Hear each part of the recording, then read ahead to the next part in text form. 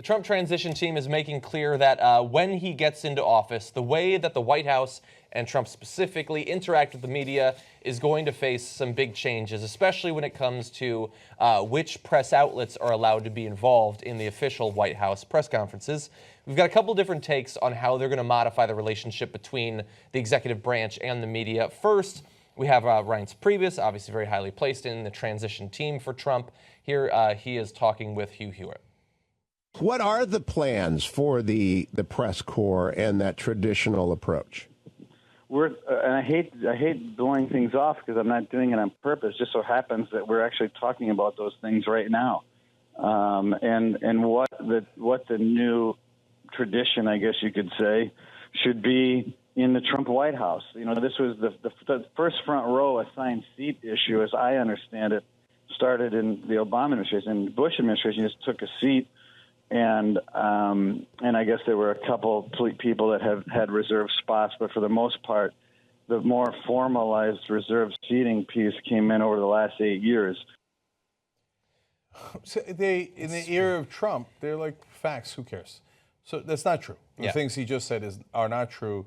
Obama didn't start the assigned seating. It's been happening since 1980, 81, okay? And so Reince Priebus either didn't bother checking it, even though he's the chief of staff for the president, is about to go on air to talk about it, or thought, who cares about the truth? I'll just say it was Obama, and we'll just, pick our favorites and decide to rearrange everything. And the reason they do this is power. Because if the White House press corps is deciding who sits where, well, then you can't do carrots and sticks with the press. Which is exactly why it was transitioned over to the White House Correspondents Association having it in the first place. So they wouldn't have to get involved in the constant petty bickerings over who gets a front row seat and who doesn't. That's right. But now, in the Trump era, oh no, we're going to pick favorites. By the way, sometimes he gives MSNBC flack, Trump does, but he does with almost all the different media outlets. But in reality, remember that Trump is being paid by NBC. He's an executive producer on an NBC show called Apprentice.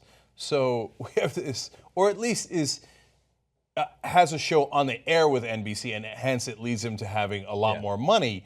So could he pick reporters based on who's going to profit him more? It's the era of Trump. Yeah, God help you if you are part of that press corps and you tweet something critical of him.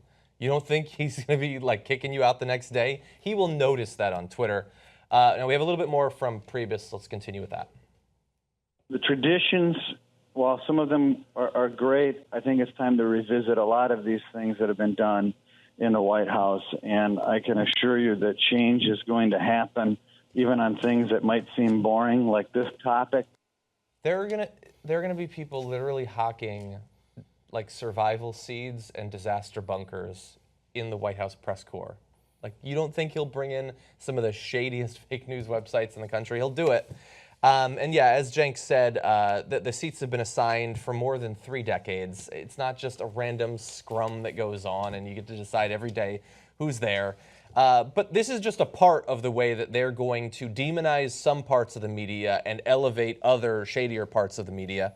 Some of the people involved in the transition are right in lockstep on this philosophy. So here's a tweet from Michael G. Flynn Jr., I believe it is, referring to a Washington Post article. Another article by the failing fake news that is the Compost. Isn't that clever? It's the Washington Post, but it's the Compost because it's bad and it's communist.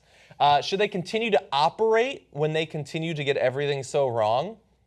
And so this is a guy who his father is involved in the Trump transition, is going to be in the Trump White House, questioning whether the Washington Post should even be allowed to operate if they write an article that he doesn't like.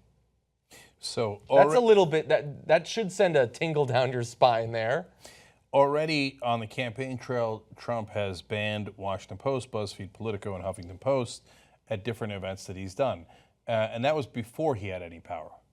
Wait till you get a load of them now. Yeah. So you write the wrong article about Trump, and soon you'll be saying, "They're kicking me out the door. They're kicking me out the door." There's so much you get with Young Turks membership. You get the full 2-hour show of the Young Turks every single day. It's commercial free. You get Aggressive Progressives. You get all the other network shows that we put together. What else? Post games, right? And other things, and hugs and kisses and rainbows. You know what? Somebody go get a six-pack. And let's all enjoy membership together. tytnetwork.com/join.